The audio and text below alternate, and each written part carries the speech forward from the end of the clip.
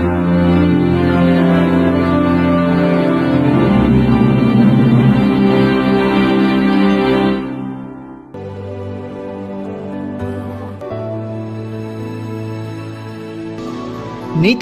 విశ్వాసమూలముగా జీవించును అంటూ సంఘ సంస్కరణ చేసి లూథరన్లని కాక క్రైస్తవులను పెంచుకోండి అనిన మార్టిన్ లూథర్ 1483 నవంబర్ 10న జర్మనీలోని ఎలిసెల్ బెన్ అనే స్థలంలో హాన్స్ లూథర్ మార్గరెట్ అనే సామాన్య దంపతులకు జన్మించాడు. తన 13వ ఏట హైస్కూల్ విద్యను అభ్యసించాడు. 17 సంవత్సరాల వయసులో ఎయిర్పోర్ట్ యూనివర్సిటీలో చేరాడు. ఈయన లా చదువుతుండగా 1505వ సంవత్సరంలో భయంకరమైన వడగండ్ల తుఫానులో చిక్కుకొని చనిపోబోయే స్థితిలో ప్రభువా నన్ను రక్షించు, నేను నీ మఠంలో చేరతాను అని ఒప్పుకున్నాడు. ఆ తుఫాను నుండి రక్షించబడి క్రైస్తవ సన్యాసిగా తాను చేసిన మొక్కుబడిని నిలబెట్టుకోవడానికి జర్మనీలోని మఠంలో చేరాలనుకున్నాడు. మార్టిన్ తల్లి తన కుమారుడు లాయర్ కావాలనుకుంది. కానీ మార్టిన్ మాత్రం తాను అనుకున్న విధంగా క్యాథలిక్ మత గురువు కావాలనుకున్నాడు. లూథర్ ఎక్కువగా ప్రార్థిస్తూ సామాన్య వస్త్రాలను ధరించి మంచివాడలా ఉండాలని ప్రయత్నించేవాడు. దేవుడు ఉగ్రుడని, అతి పవిత్రుడని, పాపాలను సహించలేడని భావించిన లూథర్ తన పాపాలకు ప్రాయశ్చితంగా తన శరీరాన్ని తానే నెలగొట్టుకుంటూ ఎలాగోల పరలోకానికి చేరుకోవాలనుకునేవాడు. సున్నితమైన మనసు కలవాడై లోతైన పాపాలను సైతం ఒప్పుకుంటూ సమాధానం కోసం ఆశిస్తుండేవాడు. సంఘ ఆచారాల ప్రకారం పాప క్షమాపణ పొందడానికి అన్ని ప్రయత్నాలు చేశాడు. పాపాలను ఒప్పుకోవటం, తనను తాను హింసించుకోవటమే కాక రోమాకు యాత్రకు కూడా వెళ్ళి వచ్చాడు. అయినా ప్రయోజనం లేక స్వనీతి ద్వారా పాపాల నుండి విడుదల పొందగోరి సాధ్యం కాదని తెలుసుకున్నాడు. మార్టిన్ విటన్బర్గ్ యూనివర్సిటీలో ప్రొఫెసర్గా పనిచేస్తూ గ్రీకు హెబ్రీ భాషలను నేర్చుకున్నాడు. ఒక సహోదరుని సలహాతో ఆ రోజుల్లో నిషేధించబడిన బైబిల్ గ్రంథాన్ని బాగా చదివి ధ్యానించాడు. కృపచేతనే ఆత్మరక్షణ సమాధానం పొందాడు. ఆ దినాలలో ఉన్న రోమన్ క్యాథలిక్ సంఘ దురాచారాలను ఎదిరించాడు. పాప పరిహార పత్రాలను అమ్మటం, రుసుము చెల్లించడం ద్వారా నరకంలో ఉన్న ఆత్మలు పరలోకానికి వెళతారు అనేది తప్పని భావించాడు.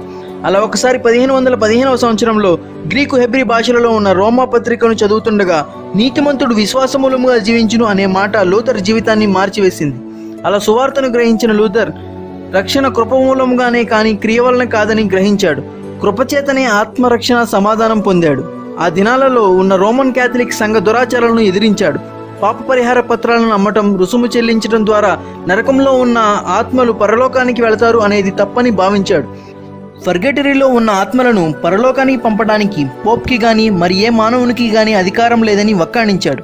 యేసుక్రీస్తునందు విశ్వాసం ఉంచడం ద్వారానే మన పాపములను క్షమింపబడగలవు, పరలోకానికి వెళ్ళగలం అనే సత్యాన్ని ధైర్యంగా ప్రకటించాడు. నిజంగా పశ్చాత్తాపపడు ప్రతివానికి పాప క్షమాపణ, క్రీస్తులో సంపూర్ణ విమోచన కలుగునని, దానికోసం మనుషులిచ్చే పాప నివారణ పత్రాలు అవసరం లేదని ప్రకటించాడు. పోప్ అధికారము, పాప క్షమాపణ పత్రికలు వాక్యానుసారం కాదని, ప్రార్థన ద్వారానే సంఘము మరలా కట్టుబడాలని ప్రతివానికి అర్థమయ్యేలా తాను రాసిన 95 పరిశోధన పత్రికలను 1517 సంవత్సరంలో జర్మనీలోని విటన్బర్గ్ ఆలయ ద్వారాలకు మేకులతో కొట్టాడు. మొదట పోప్ దీనిని పెద్దగా పట్టించుకోలేదు. కానీ తరువాత దీని తీవ్రతను గ్రహించి లూథర్ను హెచ్చరించి తాను రాసినవన్నీ తప్పని ఒప్పుకోమన్నాడు. లూథర్ నిరాకరించేసరికి 1520 సంవత్సరం జూన్ 15న లూథర్ను వెలివేసి అతను రాసిన పత్రికలను కాల్చేయమని ఆజ్ఞ ఇచ్చినప్పటికీ లూథర్ బహిరంగంగా పోపు ఇచ్చిన ఆజ్ఞా పత్రికలను, క్యాథలిక్ కాగితాలను కాల్చివేశాడు. దీనిని బట్టి లూథర్ ధైర్య సాహసాలు గలవాడని మనం గుర్తించవచ్చు. ఆయన శత్రువులు ఆయనను ఓమ్స్ అనే స్థలంలో కలుసుకోమన్నప్పుడు అతని స్నేహితులు ఆటంకపరిచినప్పటికీ ఈ పట్టణంలోని ఇండ్ల మీదనున్న పెంకులన్నీ దెయ్యములను నేను పోయేదనని చెప్పాడు. ధైర్యంగా అక్కడ తాను రాసిన పత్రికలను వాక్యానుసారమని, వాటిని నిరాకరించడం కుదరదని చెప్పాడు. కానీ ఆయన తిరిగి వెళ్లే మార్గంలో ఆయన స్నేహితులే ఆయనను బంధించి వోల్ట్బర్గ్ అనే స్థలంలో 1 సంవత్సరం పాటు ఆయనను దాచిపెట్టారు. ఆయన శత్రువులు లూథర్ చనిపోయాడని అనుకున్నారు. కానీ లూథర్ ఆ సంవత్సరంలో కొత్త నిబంధనను జర్మనీ భాషలోనికి తర్జుమా చేయడంలో నిమగ్నుడయ్యాడు. మార్చి 1522లో ఆయన బయటపడిన తరువాత మరలా విటన్బర్గ్కి వచ్చి ప్రసంగించడం, రాయడం కొనసాగించాడు. 1524లో ఆయన రాసిన 23 పాటలను ఒక కీర్తన పుస్తకంగా ప్రచురించడం జరిగింది.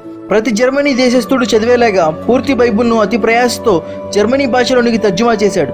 కొత్త నిబంధనను గ్రీకు భాష నుండి 3 నెలల్లో తర్జుమా చేశాడు. కానీ హెబ్రీ భాషలో ఉన్న పాత నిబంధనను తర్జుమా చేయడానికి 12 సంవత్సరాలు పట్టింది. అలా 1534వ సంవత్సరంలో పాత నిబంధనను కూడా జర్మనీ భాషలోనికి అనువదించాడు. ఇలా మొత్తం బైబిల్ను జర్మనీ భాషలోనికి తర్జుమా చేసిన వాడు మార్టిన్ లూథర్.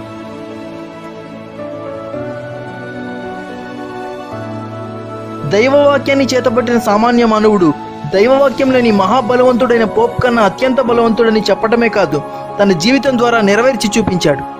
ఒక ఆదివారం క్యాజువల్ చర్చిలో మార్టిన్ ప్రసంగిస్తుండగా ఒక చిన్న కథ చెప్పాడు. అది ఏంటంటే, ఒక వ్యక్తి మరణించిన తరువాత తనతో పాటు తన ఆత్మను తప్ప మరేమీ తీసుకొని పోలేడు అనే ఒక ఉదాహరణ.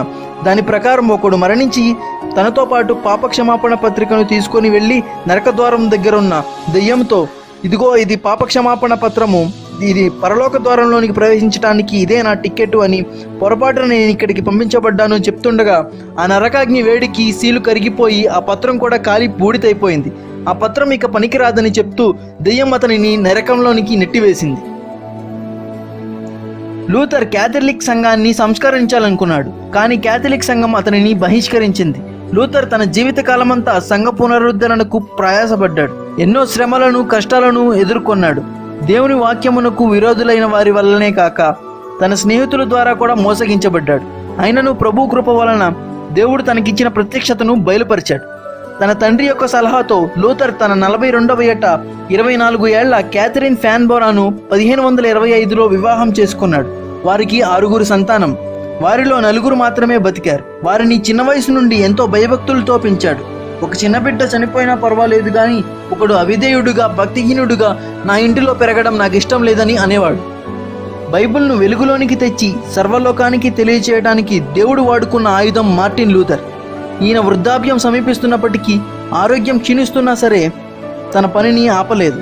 ఈయన 1546 ఫిబ్రవరి 18న తన 62వ సంవత్సరంలో తెల్లవారుజామున 3 గంటలకు గుండెపోటుతో మరణించి ప్రభువు సన్నిధిలో చేరాడు. లూథర్ మరణించినప్పుడు అతని గురించి ఫిలిప్ మెలాంగ్టన్ ఇలా అన్నాడు: లూథర్ ముఖ్యమైన, సత్యమైన, అవసరమైన క్రైస్తవ సిద్ధాంతాన్ని వెలుగులోనికి తీసుకొచ్చాడు. నిజమైన పశ్చాత్తాపం అంటే ఏంటి అన్న విషయాన్ని, దేవుని న్యాయమైన తీర్పుని ఎదుర్కోలేక వణుకుచున్న పాపికి క్రీస్తులో ఆశ్రయం ఉందన్న సంగతిని వాక్యం నుండి చూపాడు.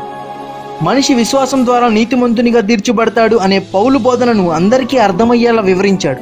మార్టిన్ లూథర్ సంఘ కాపరి, ప్రొఫెసర్, మత సంస్కర్త, తండ్రి, గ్రంథకర్త, గీతకర్త, అనువాదకుడు, విశ్వాసము ద్వారా జయమును అనుభవించినవాడు. తన పనిని ముగించి తను ప్రేమించిన ప్రభు యొద్దకు చేరాడు.